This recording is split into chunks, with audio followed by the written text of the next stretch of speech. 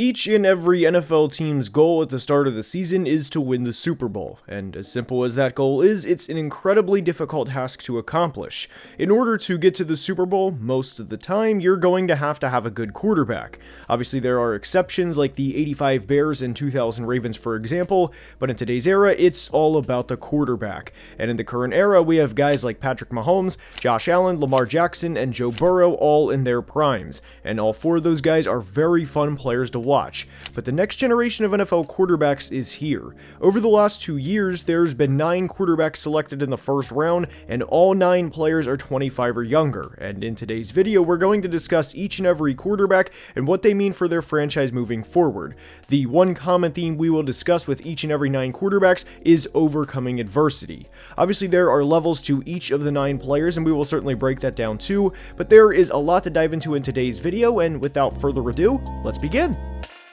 And we are starting today's video with Panthers quarterback Bryce Young. Bryce had a terrific collegiate career during his time at Alabama and even won the Heisman Trophy Award during his time there. He was selected number 1 overall by the Panthers in the 2023 NFL Draft, and anytime a player is selected number 1 overall, it's a big deal, but it was a particularly big deal at the time because the Panthers made a substantial trade to go from pick 9 all the way to pick 1 to go up and select Bryce Young. They traded their 2023 first round pick, their 2024 first round pick, their 2025 second round pick, and wide receiver DJ Moore. The pressure was on Bryce and the Panthers entering the 2023 season, and they finished 31st in points per game that year and finished with a 2-15 record. Bryce's head coach at the beginning of his rookie year, and Frank Reich, was fired midway through the year, and he was sacked over 60 times in the process. Pretty much anything that could have went wrong for the 2023 Panthers went wrong, and there was only 4 games in the entire 2023 season in which they put up 20 or more points. To make matters worse, at the start of the 2024 season,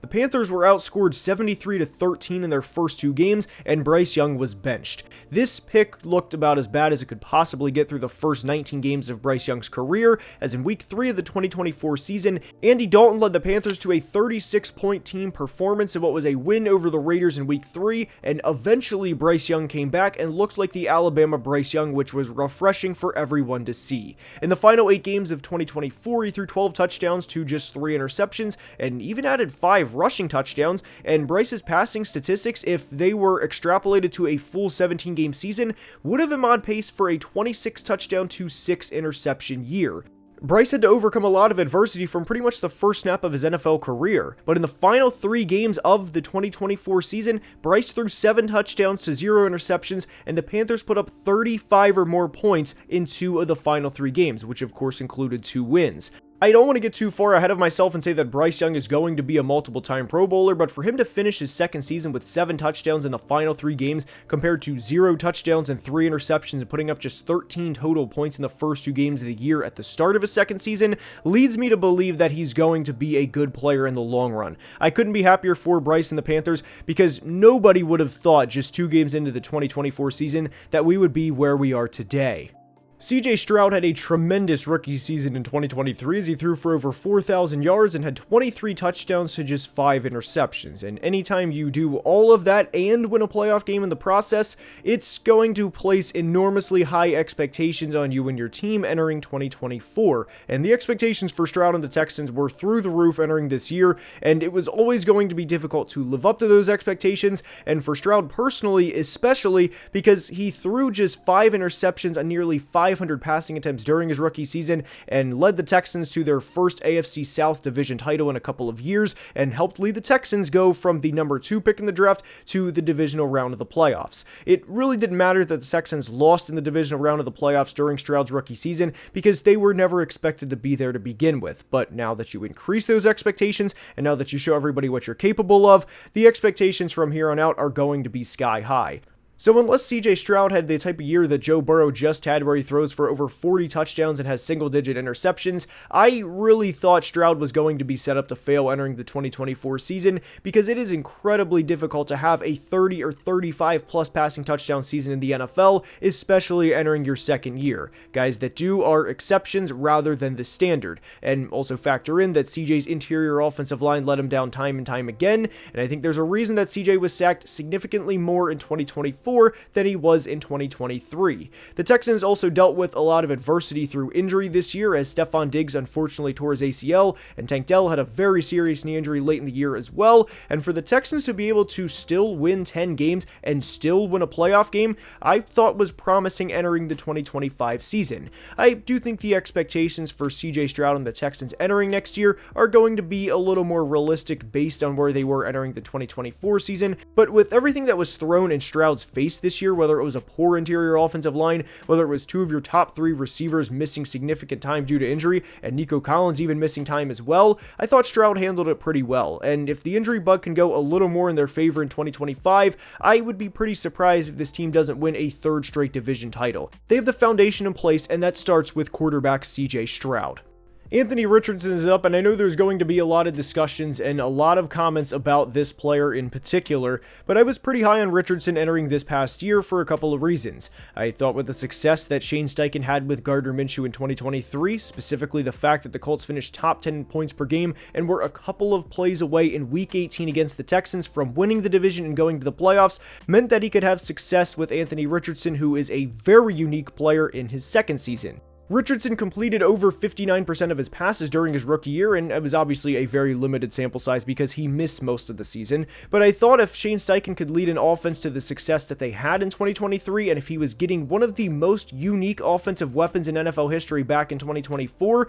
and that if Richardson could stay at around 59% completion rate, that the Colts would be a very difficult team to beat, because not only would you have to deal with Anthony Richardson, the quarterback, but you would also have to deal with Anthony Richardson, the runner, and then Jonathan Taylor, the running back as well. Unfortunately, it was a very underwhelming year for Indy, and Anthony Richardson completed less than 48% of his passes in 2024, but what I will say to positively spin this is he's only 22 years old. Yes, there was a lot of scrutiny around Richardson throughout the 2024 season, specifically when he took himself out of a game and everything that ensued after that, but to give you an idea of how young of a player he is, he's only 3 days older than current 2025 draft prospect Cam Ward, and he's actually over 3 months younger than Colorado quarterback Shedeur Sanders. To automatically write Richardson off at just 22 years old, especially after the year Sam Darnold had, and to think that Richardson can't possibly put anything together over the next 3 or 4 years, to me is downright ignorant. Now, I don't think he's going to be a 40 or 45 total touchdown player, and that at some point he's going to complete 70% of his passes,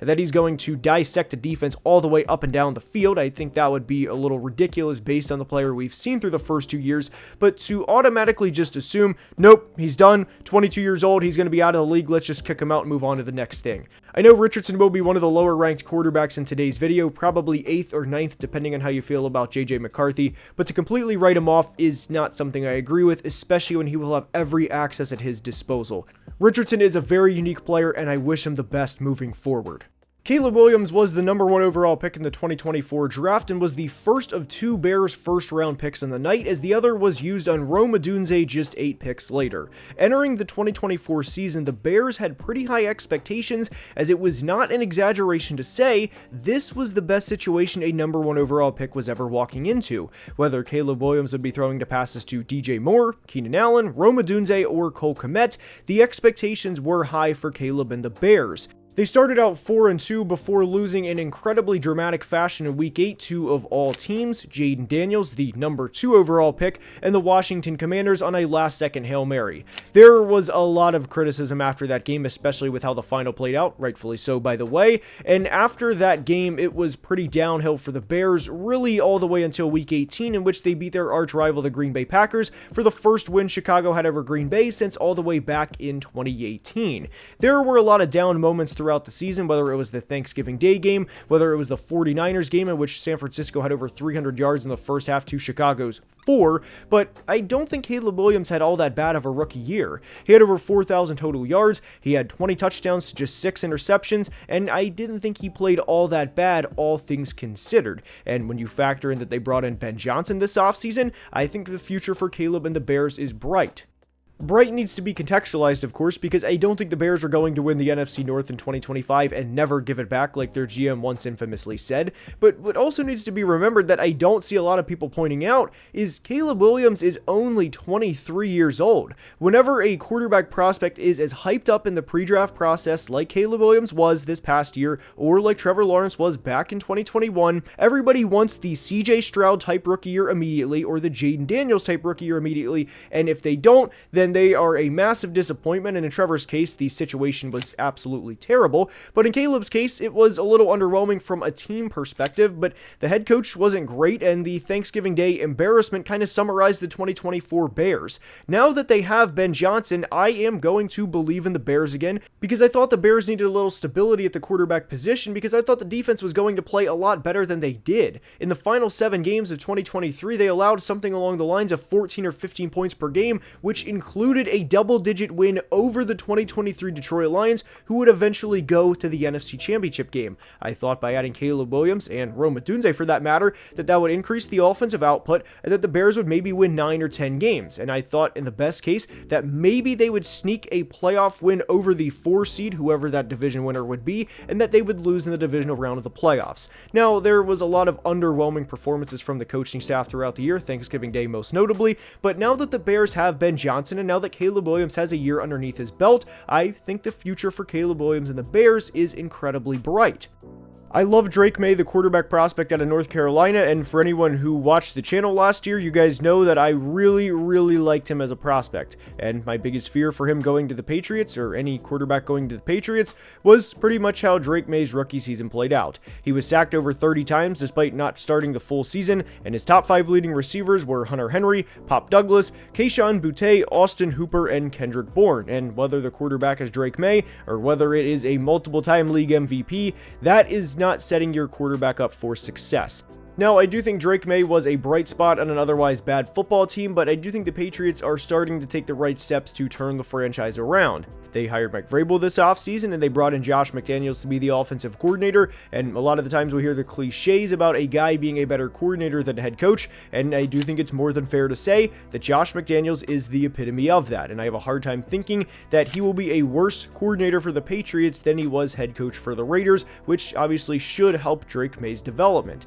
The Patriots also have the most cap space this offseason, and I don't think it's unrealistic for them to bring in guys like T. Higgins, Stephon Diggs, Ronnie Stanley, and even Cam Robinson to bolster both the receiving core and the offensive line. For Drake May to shine the way he did at times and to have 15 touchdowns to just 10 interceptions in a relatively limited sample size, and what was again a very bad football team, not just from a receiving core standpoint, but from an offensive line standpoint as well, leads me to believe that he's going to be just fine in the long run. Yes, they're going to have to spend a lot of money this offseason, but they have the most cap space for a reason. Go get T. Higgins, go get another offensive lineman, whether it's through the draft or free agency or both, and go help Drake May. It wouldn't surprise me at all if he has 30 plus total touchdowns in 2025. Michael Penix of the Falcons is up, and he only threw 105 passes in his rookie season, and in 2 of the 5 games he played, the Falcons were down double digits in the second half. One thing I do want to point out specifically for Falcons fans is one of the 3 interceptions he's thrown in his career so far was on a ball that was definitely not his fault, as it hit Kyle Pitts directly in the hands,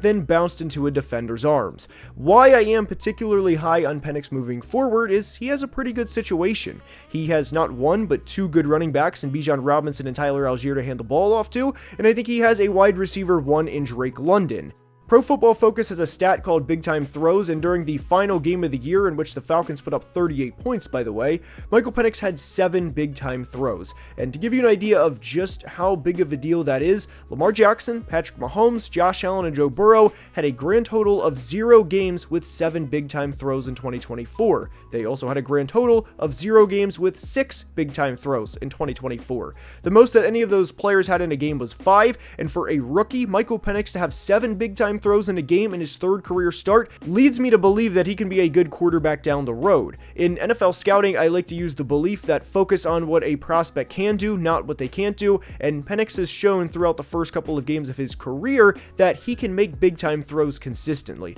I like Michael Penix a lot, and I think the Falcons have their guy for the next couple of seasons. I can't wait to see what him, Bijan Robinson, and Drake London do in 2025. The Minnesota Vikings selected J.J. McCarthy with the 10th overall pick, and obviously he missed the entire season due to injury. I am inclined to believe that with guys like Kevin O'Connell, Justin Jefferson, Jordan Addison, TJ Hawkinson, and hopefully an improved interior offensive line and maybe even a first-round running back, that this situation is one of the best situations a quarterback could possibly go to. I think J.J. McCarthy will eventually be a good quarterback, and I think the future in Minnesota is considerably bright. A lot of guys in today's video have faced their fair share of adversity, and Broncos quarterback Bo Nix is no exception. At one point in his collegiate career, he played against Justin Herbert, who of course was at Oregon during that time, before Bo Nix eventually transferred to Oregon. And all throughout the draft process, Bo Nix was routinely criticized for being an older draft prospect, as he was 24 years old in draft night, and of course with Oregon's system, that he didn't really throw passes beyond 10 yards, and that his completion percentage record at the time was a joke because every pass was within 10 yards of the line of scrimmage. To make matters worse for Bo specifically, to the critics, Bo started his NFL career with 0 passing touchdowns to 4 interceptions in the first 2 games, while the Broncos lost both games. One was to the Seahawks and one was to the Steelers. He responded by having a 34 total touchdown rookie season, and if you are a Broncos fan after this year, I feel like you have to be nothing but optimistic, even if the season ended on a bad note in Buffalo. If you would have told a Broncos fan that heading into the season, they would win double-digit games, they would make the playoffs for the first time in nearly a decade, and Bo Nix did this with what will probably equate to one of his worst supporting casts in his entire career, as outside of Cortland Sutton, the leading receivers were Marvin Mims, Devon Villay, Javonte Williams, and Lil Jordan Humphrey. I feel like the Bo Leave meters would have to be off the charts. In a conference, and ultimately in a division where you play Patrick Mahomes and Justin Herbert twice, you have to have a quarterback to be able to go against those guys. And if you have a quarterback that just overachieved by every definition like Bo Nix just did, then yeah, obviously Broncos fans are going to be optimistic heading into the future. I'm not going to get into the rankings about where Bo Nix is and where he will eventually be, because right now we are building towards a better tomorrow for Bo Nix and the Denver Broncos, and I'm not getting into a discussion about where he will be in 2026 and 2027, because right now it is about having their quarterback of the future. And if 2024 proved anything for the Broncos, especially in a year where your quarterback had 34 total touchdowns, that is without a doubt a guy you want to build your franchise around for the next couple of years.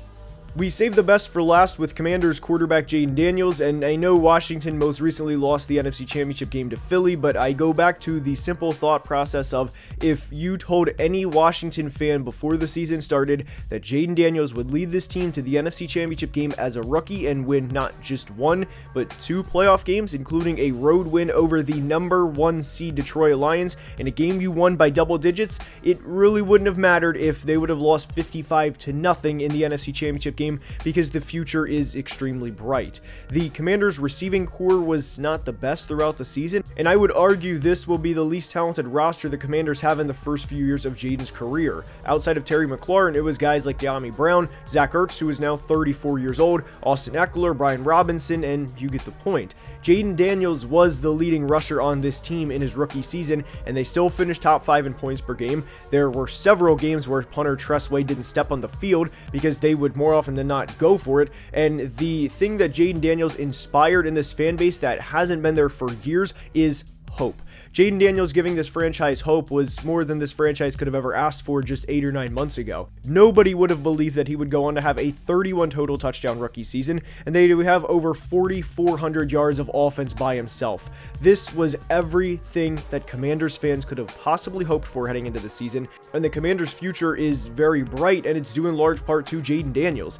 They have the 3rd most cap space in all of football this offseason, and they're probably going to be targeting big-name receivers because they can. They're also at a point that I didn't think they'd be at 1 year ago, and that's where players will want to come to Washington to play with Jayden Daniels and to play under Dan Quinn because they've seen what a 1-year turnaround can do. This franchise right now has more hope than they've had in any of the past 10 years, and it's due in large part to Jayden Daniels. As some of you guys know, I have recently partnered with the NFL, and I could not be more appreciative of the support and effort behind the scenes that made this video possible. I hope you enjoyed today's video, and if you did, please like and subscribe. That helps the channel tremendously, and we are closing in on 200,000 subscribers. Until next time, please be safe and have a great day. Love you guys.